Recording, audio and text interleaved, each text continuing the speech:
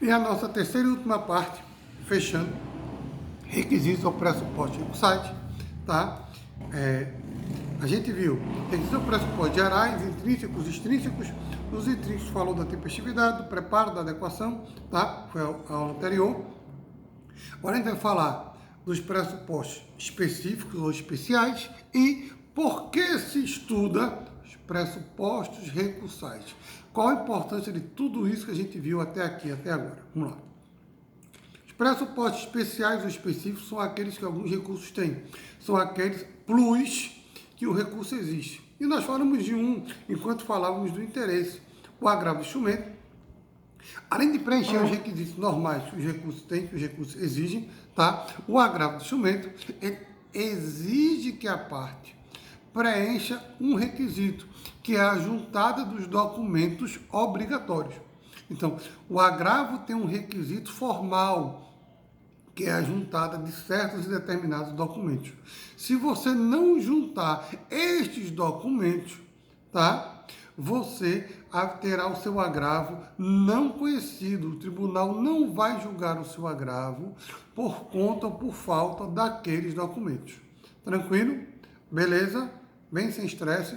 E isso é importantíssimo, tá? Isso é importantíssimo. Eu vou mostrar a vocês daqui a pouco por quê. Outro recurso que tem requisitos especiais ou pressupostos especiais é o recurso especial e o recurso extraordinário. Eu vou falar de um deles, que é o mais conhecido, que é o pré-questionamento. As matérias levadas a Brasília em sede de recurso especial ou de recurso extraordinário têm que ser discutidas, têm que ser levantadas, debatidas antes. Eu não posso guardar como uma carta na manga, eu não posso guardar como uma surpresa. Vamos lá, voltando aqui. Então, o pré-questionamento é uma decorrência do princípio da não surpresa, para que a parte não guarde uma nulidade, uma falha que o processo teve por uma violação direta a uma interpretação constitucional, a uma interpretação da legislação federal, debaixo do braço para usar quando lhe for conveniente. Tá? Se você tem uma nulidade, se você tem uma falha no processo, você tem que levantá-la, indicá-la logo no primeiro momento que você fala nos autos. Se eventualmente o juiz mesmo assim continuar decidindo daquele jeito, o tribunal também, aí você vai para Brasília para modificar. Vou dar um exemplo bem prático, tá? Imagine um caso concreto. Para o Supremo Tribunal Federal, pessoas do mesmo sexo têm direito ao casamento, à união estável e ao casamento. E quem tem união estável tem direito a converter a união estável em casamento, certo? Imagine que duas pessoas do mesmo sexo entram com ação pedindo reconhecimento de união estável e posterior ao casamento, ou já tendo a união estável, pede o reconhecimento dela em casamento. O dono de um cartório nega, por alguma razão qualquer, ele vai ao judiciário, porque essa decisão do dono do cartório é ilegal, já que é um entendimento do Supremo que a interpretação constitucional é nesse sentido, e o juiz de direito diz que entende que não. Você vai recorrer até Brasília. Mas você não pode dizer assim, olha, eu fui casar e o dono do cartório não deixou. Aí então ele tem que me casar. Aí o juiz vai perguntar, não deixou por quê? Aí você vai ter que dizer, ele não deixou porque nós queríamos, a conversão da nossa união estável, nós queríamos casar e nós temos o mesmo sexo. E aí você identificou a razão da negativa dele e o juiz vai se manifestar que essa negativa é ilegal. Então você apresentou ao juiz a situação de fato. Você não pode omitir, dizendo, ele não deixou que eu me casasse com a pessoa que eu amo. Quem é a pessoa que você ama? Você não, negando essa informação, impede que o judiciário aprecie sua demanda. Tá? Então o juiz iria mandar você completar a sua inicial para poder você apresentar a demanda de forma completa. Então é para evitar esse escondimento de informação, essa surpresa que algumas partes têm, tá? Ou guardam ter para alegar no final. O que era muito comum antigamente, a citação ela era nula. Foi citar uma pessoa nos dias que a pessoa não pode ser citada, foi citar uma pessoa de uma forma que a norma não prevê, tá? A parte ficava no processo, não apresentava sequer defesa, era decretada a revelia, o processo tramitava, tudo bonitinho, ela era intimada diversas vezes, não praticava ato nenhum no processo. Quando o processo estava no final, quase para transitar em julgado, ou já transitando em julgado, ela juntava uma petição e dizia, nulidade total, quero ir para Brasília. Por quê? Porque a citação lá no início é nula. Eu fui citado invalidamente, no dia que me citaram, era o dia que meu marido tinha morrido, meu pai tinha morrido, a citação nesse dia não vale, tá? Não pode ocorrer. Poxa, se você sabia disso desde o início, que no momento que você foi citar, você sabia que seu pai tinha falecido, cabia você naquele momento ter peticionado no processo, informado a nulidade da citação para que ela fosse feita novamente. Ou não, né? Porque já que você compareceu, você deu por citado, tá? Não deixar o processo tramitar para, ao final, tentar se beneficiar daquela falha que só você sabia. Então, o Código exige que você pré-questione as matérias constitucionais e federais que vai levar a Brasília, para não chegar no final surpreso com a surpresa, no final do processo, perdão, com a surpresa dessa, dizendo, tudo foi feito é nulo, você está fazendo a justiça de besta. Então, a justiça exige que você, ao discutir um tema que vai para o Supremo e para o STJ, esse tema tenha sido discutido antes. Não tenha sido um tema guardado, escondido para levantar no momento que a parte achou que devia, no momento que a parte se sentiu prejudicada. Ok? Tranquilo? Tá? Vamos agora voltar para fazer, feitas essas duas colocações, para fazer uma explicação geral para entender bem. Então, os pressupostos especiais ou específicos são regras que alguns recursos têm peculiaridades que você tem que preencher para poder manejar, para poder recorrer ou interpor aquela espécie, aquela modalidade de recurso. No caso do agravo, não basta recorrer. Ele exige que você junte alguns documentos que são essenciais. A falta de um desses documentos implica no não conhecimento do agravo de instrumento. Tá? No caso do recurso especial, do recurso extraordinário, ele exige que aquela matéria federal ou constitucional tenha sido apresentada no processo anteriormente, tenha sido levada ao conhecimento do Poder Judiciário anteriormente, para que ele possa ter decidido sobre aquilo e não ficar guardado, ficar escondido. Por que isso é importante? Eu vou chegar agora no caso do agravo. Imagine que o juiz deu uma decisão desfavorável à parte. Um dos documentos essenciais que ela tem que juntar no agravo é a intimação. Então, ela tem que ir lá no sistema PJE, se dar por intimada, para o sistema certificar que a parte foi intimada e ali começar o prazo do agravo. Imagine que ele é um advogado espertinho, né? Tipicamente brasileiro. Ele monta o agravo e ele diz, como eu não fui intimado ainda, eu vou entrar com o agravo, porque ele não vai ser intempestivo, ele vai ser a destempo, ele vai ser prematuro, e aí é como se fosse tempestivo. E aí a outra parte só vai saber que eu tomei ciência da decisão quando o tribunal tiver dado a minha liminar, deferido o meu pedido e chegar a informação no processo, tá? Para evitar essa malandragem, essa surpresa total, o Código exige que a parte junte a certidão de sua intimação, ou seja, que ela se dê por intimada daquela decisão para poder agravar. Bom, o primeiro passo você pode até montar seu agravo, viu? Estou dizendo que faça isso sem, primeiro seja intimado para fazer, não. Se você ainda não for intimado, monte um agravo, faça toda a estrutura formal dele. Feito isso, vá lá no sistema, se dê por intimado, puxe a decisão, jogue no agravo, dê a última conferida, garibada, tudo ok, tudo certinho, prepara o recolhido, tudo pago, tudo certo, documentos juntados, aí com a certidão de intimação que você foi lá e se deu por intimado, você pega ela, junta e entra com o agravo no tribunal, tá? Bem tranquilo, bem sem estresse. Certo? Se você entrar primeiro para intimar depois, aí você faltou um dos documentos essenciais, que é a certidão de intimação da parte. Certo? Aí seu agravo não será conhecido. Você vai perder o agravo porque faltou um documento essencial. Tá? Beleza? E aí, atenção, embora tenha sido praticado tempestivo, na verdade, né, a destempo ou prematuro, antes do prazo começar a correr, e equivaleria à tempestividade, neste caso, seu agravo não será conhecido por falta de um requisito especial, pressuposto objetivo específico, tá? Que era a juntada da certidão.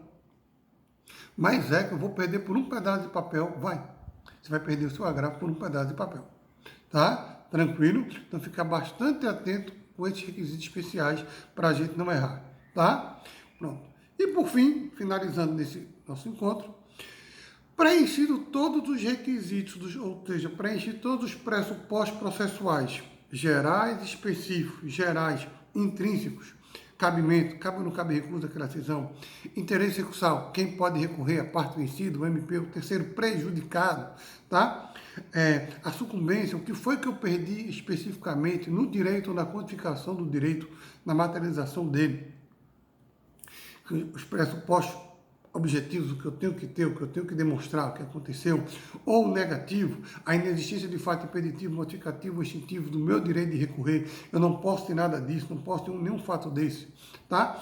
Demonstrado a tempestividade do recurso, recorrido dentro do prazo, ou antes do prazo, a destempo, né? Mas equivale a como ser dentro do prazo. Paguei o preparo corretamente, preenchi a guia e recolhi, tanto a despesa recursal como se ele for físico, pode de remessa de retorno, se ele for para Brasília, taxa estadual, tá? Fiz toda a arrumação do preparo. Me adequei aos requisitos formais daquele recurso, requisitos da apelação, requisitos do agravo, tá? E os requisitos específicos que cada recurso tem, tá? No caso do agravo, juntei aqueles documentos obrigatórios. No caso do recurso especial ou extraordinário, demonstrei o preenchimento do pré-questionamento, onde ele ocorreu, quando ele ocorreu, tá? Intrínseco, extrínseco, são outras questões. Presente todos os requisitos positivos e ausente os requisitos negativos, tá? Aquilo que o recurso não pode ter, o órgão judiciário vai verificar se pode ou não julgar o seu recurso.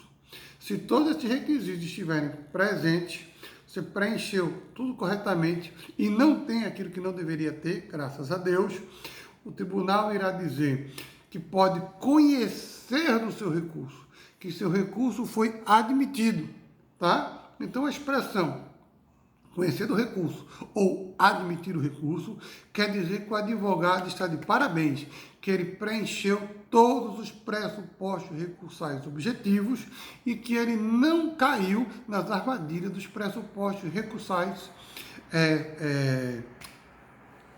negativos, desculpa, objetivos não, positivos e negativos, que ele preencheu todos os pressupostos ou requisitos recursais positivos, o que ele deveria ter, e que ele não caiu na armadilha dos pressupostos ou requisitos recursais negativos, aquilo que ele não deveria ter. Tranquilo? Tá? Então tá perfeito, tá acabado, tá tudo certinho. Aí o tribunal diz, vou conhecer do recurso, admito o seu recurso. Então você passou da etapa de discussão formal e agora o tribunal vai ver se o seu direito é bom ou se o seu direito é ruim. Veja, até agora nós estamos discutindo se podíamos e quando poderíamos recorrer. O tribunal disse que podíamos e que estava ok. Ele agora vai fazer o exame do mérito. Até agora ele fez o exame de admissibilidade do recurso. Ele agora vai verificar se o mérito pode ou deve ser reformado. O tribunal vai para o artigo 927 do Código de Processo Civil, tá? E o que é que diz o 927? Os juízes de tribunais observarão, tá? Cadê ele aqui? 927. Os juízes de tribunais observarão. Aqui estão as matérias que os juízes de tribunais têm que respeitar, têm que dar preferência, têm que dar uma prioridade, um resguardo. O que ele está dizendo? Se na hora de julgar o seu recurso, ele se enquadrar numa dessas hipóteses que está aqui, o tribunal deverá aplicar o entendimento dado nessa situação. Ele não poderá destoar, modificar o caminho que aqui foi apresentado. Vamos pegar um caso prático? Os juízes de tribunais observarão as decisões do Supremo Tribunal Federal em controle concentrado de constitucionalidade.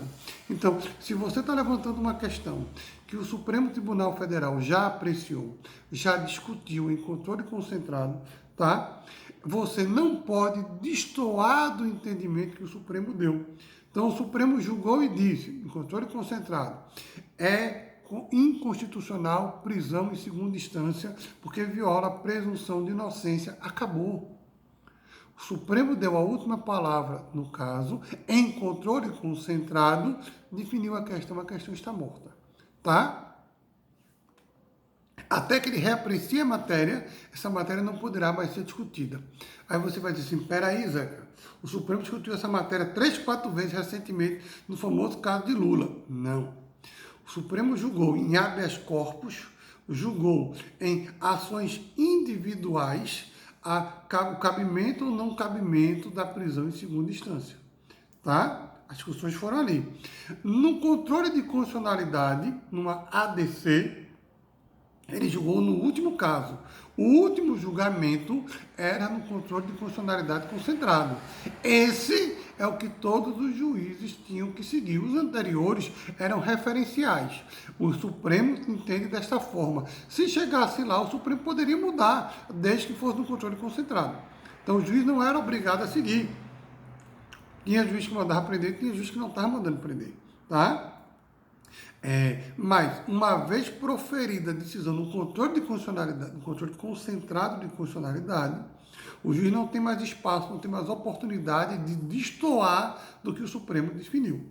Tá? Então, diante daquela situação jurídica, ele vai dar aquela interpretação jurídica. É bem tranquilo. Tá? Quem quer ser juiz tem que saber esse artigo de cor, porque se tem uma pergunta de prova, se tem uma questão e o Supremo já se manifestou, acabou essa discussão. E que eu quero ser juiz, o que é que eu tenho que saber? O que o Supremo entende em ADC, em ADIM, em controle concentrado, tá? Em ADPF. Porque aquele entendimento firmado ali é um entendimento que eu vou ter que seguir. O Supremo já disse que tal coisa é pode, não pode, acabou-se.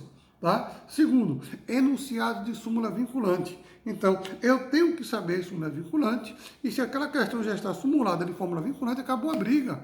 Então, olhar o 927, porque no nosso vetor de orientação, nenhum tribunal pode decidir contrário ao que o Supremo já disse. Nenhum juiz pode decidir contrário ao que o Supremo já disse. E vai se descendo a sequência. Depois o Supremo para o STJ, e vamos para o tribunal. Se o juiz está pegando uma questão e o tribunal ao qual ele é vinculado, o TJ, no caso do juiz de direito, ou um TRT, no caso do juiz de trabalho, um TRF, no caso do juiz federal, já decidiu aquela questão, o juiz não pode decidir de forma diferente, o juiz não pode decidir de forma contrária. Aquele entendimento, ele tem que respeitar, ele tem que seguir. Está no 927. Tá? Então, o juiz hoje ele tem uma margem de liberdade sobre a matéria fática, sobre a matéria jurídica. Se houve já um entendimento num tribunal consolidado, tá? Ele vai seguir os tribunais superiores. Tranquilo? Então, voltando. Usando os pressupostos ou requisitos recursais, é para o juiz decidir se admite ou não admite, se conhece ou não conhece do recurso. Admitido, ele vai para a etapa 2. Eu posso julgar isso aqui como eu devo julgar. Pode, ele pode, já passou a parte primeira. Como ele vai julgar? Ele vai julgar conforme diz o artigo 927. Se a matéria aqui é constitucional, sim ou não? Sim, o Supremo já julgou em ADIM, ADC, ADPF, em controle concentrado. Já, qual foi o entendimento esse? Ctrl+C e Ctrl+V. Acabou essa discussão. Não, o Supremo não se manifestou, então ele tem margem de criação do direito. Ele vai dizer o que ele entende é que o Supremo não se manifestou no controle concentrado. Entenderam?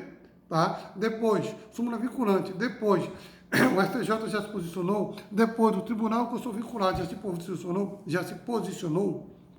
Então, se é o final de ninguém se posicionou, ninguém se manifestou, ninguém falou, aí eu sou a autoridade que vai decidir do jeito que eu entendo.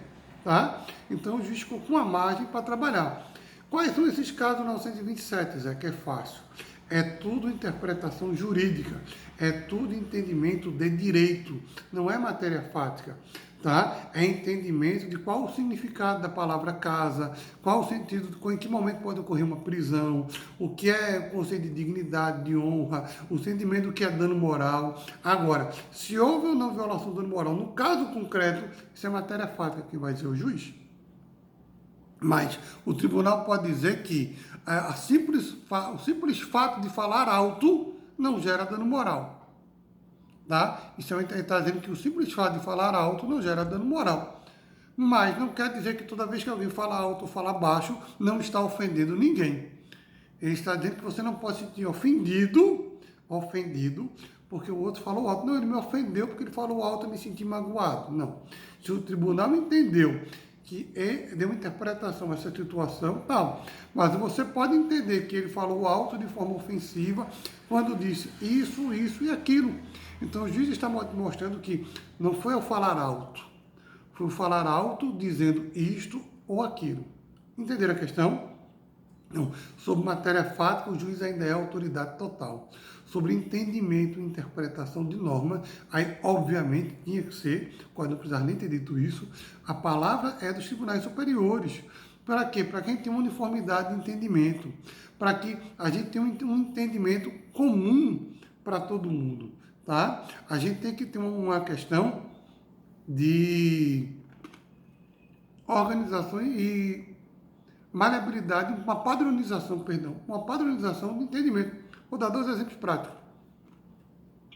Era comum antigamente, o pessoal batia o carro, tinha um acidente de carro, eu entrava com uma ação contra a outra parte, pedia o dano material do prejuízo que ele me causou e pedia dano moral, porque ele bateu no meu carro. Desculpe, o fato de bater no carro de alguém, qual é a humilhação, qual é o constrangimento?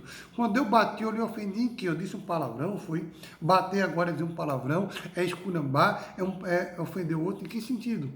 Bater um ato de desatenção, tá? Bater um ato de desatenção ou de violação de uma regra ou outra, certo? Que vai gerar um prejuízo material, uma indenização, com lucro cessante, com dano de conserto de carro, reparação, com tudo que tiver cirurgia, tudo que for dano material.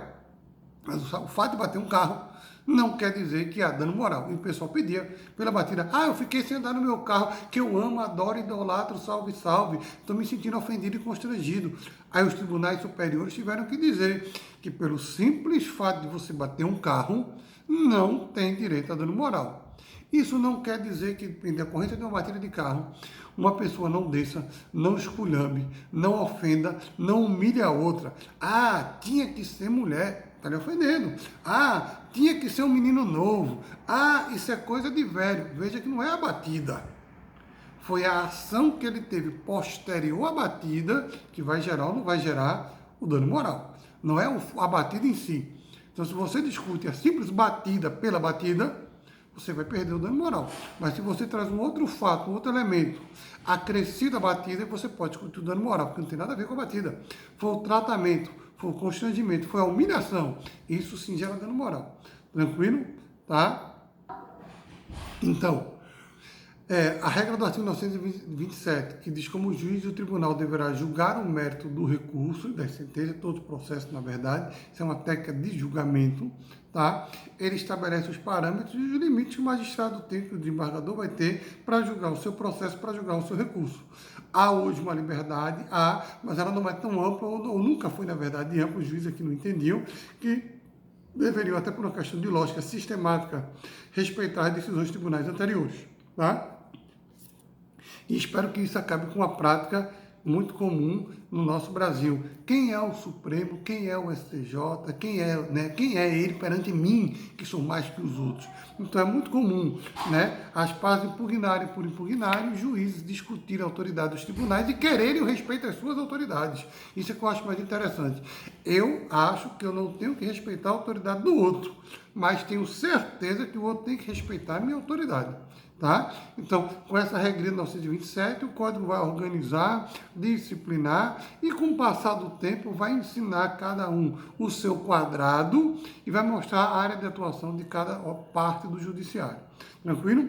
Com isso, com a graça de Deus, a gente encerra pressupostos recursais ou requisitos. Vimos a parte dele, vimos o porquê, a importância para poder ver se vai ser ou não enfrentado o mérito do recurso. Pincelamos um toquezinho, como é o julgamento do mérito, lá para o 927, tá? E a partir do nosso próximo encontro, a gente começa a falar dos recursos em espécie, tá? Apelação, agravo, embargo de declaração, recurso ordinário, agravo interno, a gente vai falar todos eles, tá? Ok? Focando nos mais importantes para o dia a dia do advogado, que serão apelação, agravo, embargo de declaração, tá? Obrigadão pela paciência, até o nosso próximo encontro.